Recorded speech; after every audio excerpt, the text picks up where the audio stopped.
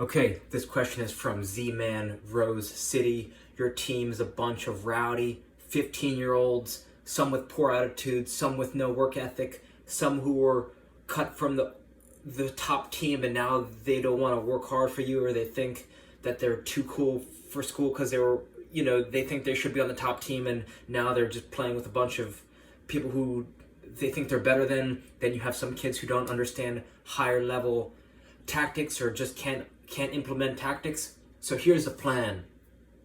I want you to trick them into becoming the best team of all time. Then this is how you do that. You make the practices so much fun, so that they can't resist working hard. They can't resist working hard, and the way to write the practice, you got to structure it, you got to make it fun, and this is how you do it. Warm up, 10 to 15 warm-ups, and if they're not, you got to get this team, you got to start hollering at them, you got to make it so that they know who's boss, and you nip it right in the bud.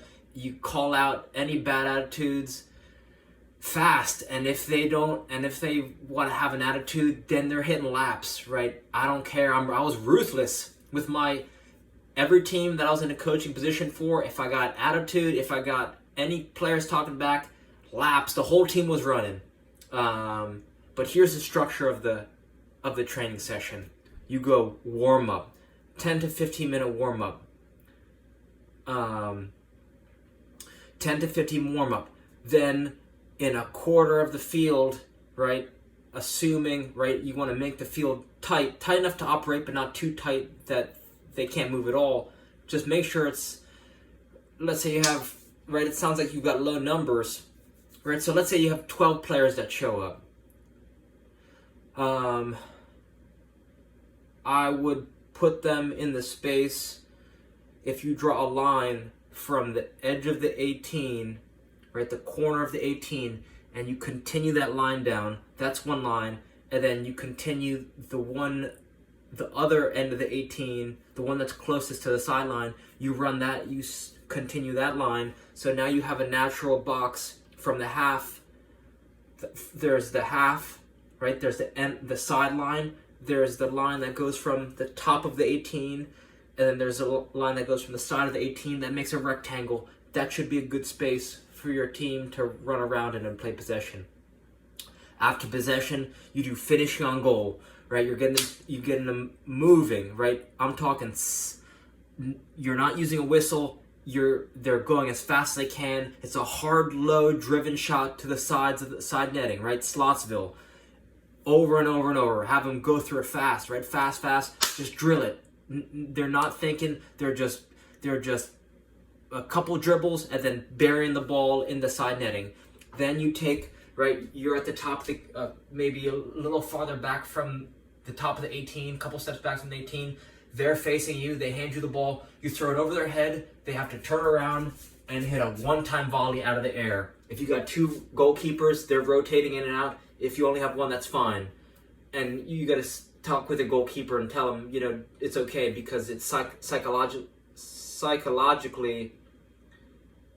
their young keeper, if they're getting shots just drilled on them and buried and without time to think, just tell them before this happens that, they could pop in and out, and you're going to tell them what the game plan is so that they're not feeling down on themselves. If you're a goalkeeper and you're getting punished with balls, you got to be prepared for it. Right, so it's Slotsville first, then volleys, right? Volleyville, Slotsville, buried low and hard, volleys, nice snap, nice and easy, making good connection, hitting the frame. Then from there you go crossing and finishing. Four lines total. 2 crossing lines on the outside, two finishing lines in the middle. Finishing lines are crisscrossing, finishing on goal. There's no defenders. Crossing lines are alternating. Their runs and their serves are curved, right?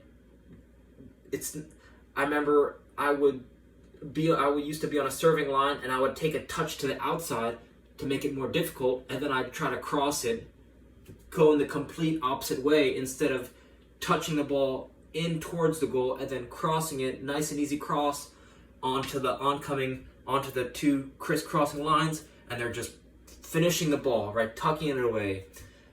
alternating right? Crossing lines are alternating, serving lines are finishing lines are alternating. So everyone's alternating, and there's no defenders. So you do that for 10 to 15 minutes. Then after that, you go straight into a 3-team game. So you split the team no matter however you got to do it. Make it so there's 3 teams. And the reason why you make it 3 teams is because it fosters competition. You bring the goals in close, very, very close, so that a quick transition can lead to a scoring opportunity just like that, right? Someone's not defending, or, you want to make it so they're transitioning from attack to defense very fast, and that there's a lot of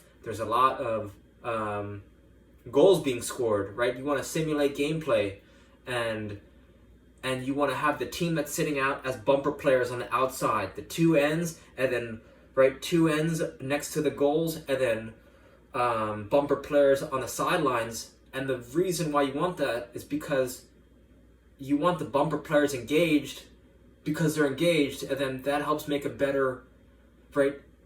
They want to play. At least I want to play all the time.